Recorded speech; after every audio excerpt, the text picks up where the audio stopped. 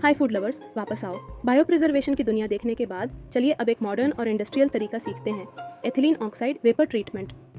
क्या आपको पता है एथिलीन ऑक्साइड गैस सिर्फ मेडिकल इक्विपमेंट्स को स्टेराइल करने के लिए ही नहीं बल्कि फूड को भी माइक्रोब्स से बचाने के लिए इस्तेमाल होती है। ये प्रोसेस बिना हीट के काम करता है, जिससे आपके खाने की न्यूट्रिशन वैल्यू बनी रहती है।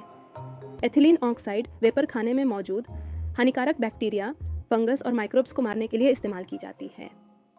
ये एक तरह से कोल्ड स्टेरिलाइजेशन टेक्निक है, जिससे खाना लंबे समय तक सुरक्षित रहता है। ये तरीका खासकर उन खाने की शेल्फ लाइफ बढ़ाने के लिए अच्छा है जिनमें फूडबोर्न बीमारियां होने का खतरा होता है। ये टेक्निक 20वीं सदी में आई, खासकर तब जब बिना तापमान बढ़ाए खाने को प्रिजर्व करने की ज़रूरत महसूस की गई। ये ज़्यादातर प्रोसेस्ड फूड, मसालों, नट्स और कुछ डेयरी प्रोडक्ट्स में इस्तेमाल होता है, जिन्हें स्टोर करना मुश्किल होता है। बड़े पैमाने पर प्रोसेस्ड फूड बनाने वाले जैसे मसाले, सूखे मेवे और डिब्बाबंद खाने की इंडस्ट्रीज़ मुख्य रूप से इस तरीके का इस्तेमाल करते हैं। प्रोसेसिंग के दौरान खाने के प्रोडक्ट्स को एथिलीन ऑक्साइड वेपर से ट्रीट किया जाता है, जो माइक्रोब्स और बैक्टीरिया को खत्म कर देती है। ये पूरा प्रोसेस बिना किसी हीट के किया जाता है। बेनिफिट्स: माइक्रोब्स को मारकर खाने की शेल्फ लाइफ बढ़ाता है, खाने की न्यूट्रिशनल वैल्यू बरकरार रखता है क्योंकि ये बिना हीट के काम करता है। उन खानों के लिए अच्छा है जो हीट से खराब हो सकते हैं। ड्रॉबैक्स: बचा हुआ एथिलीन ऑक्साइड सेहत के लिए हानिकारक हो सकता है, इसलिए इसे कंट्रोल्ड मात्रा में ही इस्तेमाल करना चाहिए। ये प्रोसेस महंगा और मुश्किल है, इसलिए घर पर इस्तेमाल नहीं किया जा सकता। टेस्ट, टेक्सचर और न्यूट्रिशन पर असर: टेस्ट एथिलीन ऑक्साइड का खाने के स्वाद पर बहुत कम असर होता है क्योंकि ये बिना हीट के काम करता है। टेक्सचर: ये खाने के टेक्सचर को बनाए रखने में मदद करता है क्योंकि इसमें हीटिंग नहीं होती, जिससे नेचुरल फॉर्म बचा रहता है।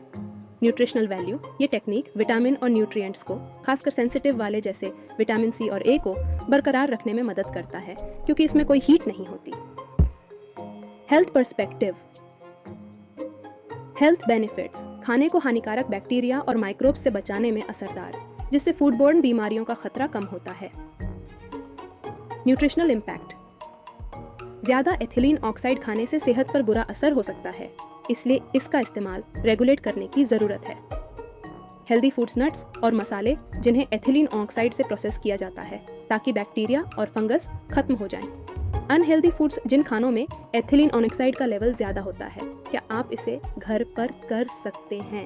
नहीं, एथिलीन ऑक्साइड वेपर प्रोसेस को घर पर नहीं किया जा सकता क्योंकि इसके लिए खास इक्विपमेंट्स और सेफ्टी स्टैंडर्ड्स की ज़रूरत होती है।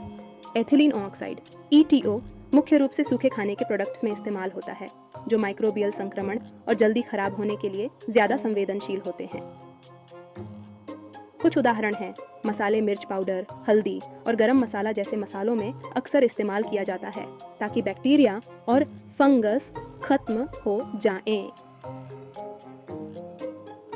सूखे मेवे और नट्स, काजू, बादाम और किशमिश जैसे आइटमों में फंगल और बैक्टीरियल ग्रोथ को रोकने के लिए ट्रीट किया जाता है।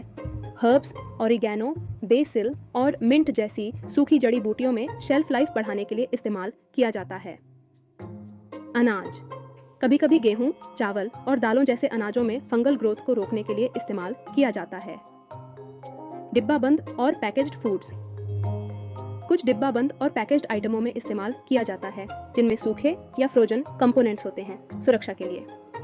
कॉफ़ी और कोको पाउडर: सूखे कॉफ़ी बीन्स और कोको पाउडर को बैक्टीरियल संक्रमण से बचाने के लिए स्टेराइल करता है। बीज गार्डनिंग और फार्मिंग के लिए बीजों में इस्तेमाल किया जाता है ताकि वे इन्फेक्शन से बचे रहें और अंकुरण दर बेहतर हो। याद रखें, एथिलीन ऑक्साइड मुख्य रूप से सूखे खाने के आइटमों के लिए इस्तेमाल किया जाता है जिनमें पानी की मात्रा कम होती है, जहां माइक्रोबियल ग्रोथ का खतरा ज़्यादा होता है। इस सेगमेंट के लिए बस इतना ही। प्रोसेस्ड फूड की दुनिया में और जानकारी के लिए बने रहें।